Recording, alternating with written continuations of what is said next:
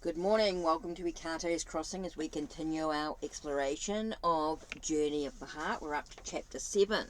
So what I'm going to do is grab my oracle deck, if you like, and what card are we going, or what message are we going to reflect off on in regards to chapter 7?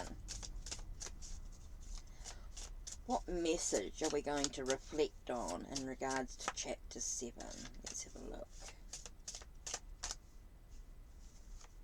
Okay, the first card is, how do you choose to react in this situation? Your choice. Sitting silence in nature, sitting in silence. And divine spirit, I'm in the flow of abundance. So it's very important at times to just take a breath for a minute, sit in silence, allowing yourself to choose how you're going to react in a situation and let the flow of abundance come from within. Now, we're not just necessarily talking about financial abundance. Abundance can be in so many different ways. Can be that abundance of joy, of peace. And I think that's really important when you choose how to react, that you do allow that abundance to flow, opening your heart to possibilities here. So, here we go, one more card flipped out. Time to look within. Very interesting is when you look at being in silence, being able to choose how you react, allowing that abundance to flow from within. Is really important. It's important that you look within oneself to allow that abundance to flow through to others. Now that's that internal peace, that happiness, that joy, that sense. I think that's so important here.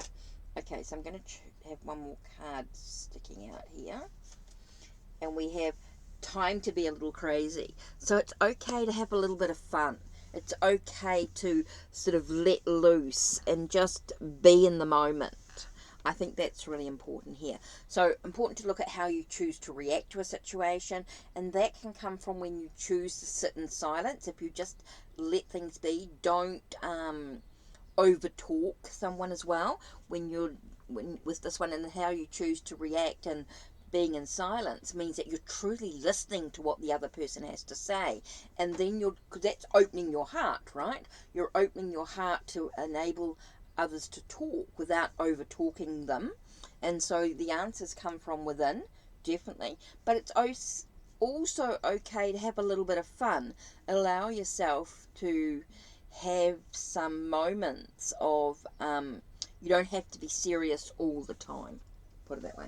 Okay, so let's have a look and see what chapter 7 is all about. Interesting. Breaking the heart open. Your heart is not living until it has experienced pain. The pain of love breaks open the heart, even if it is as hard as a rock. Hazrat Inayat Khan. A relationship that has any depth and power at all will inevitably penetrate our usual shield of defences, exposing our most tender and sensitive spots, and leaving us feeling vulnerable, literally able to be wounded.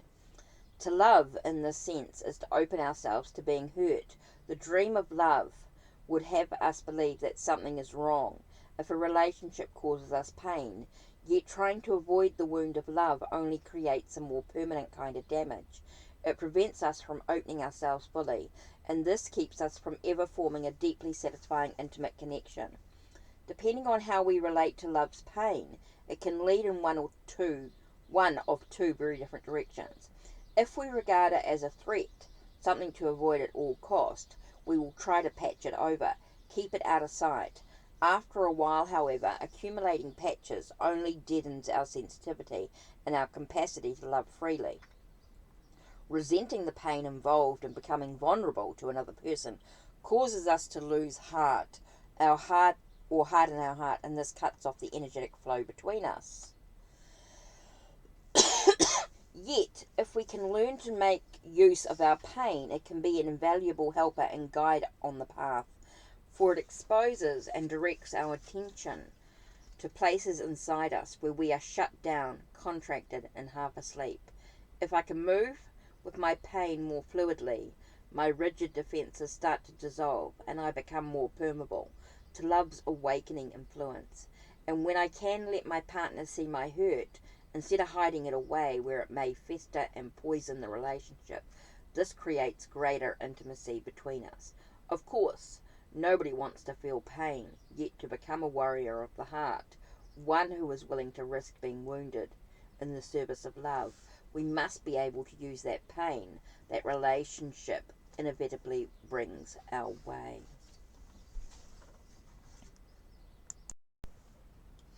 Okay, that's it from me. Don't forget to check the links down below. Check the links on my channel. Like, subscribe, and ring the bell so you know when the next video will be uploaded. Take care and blessed be.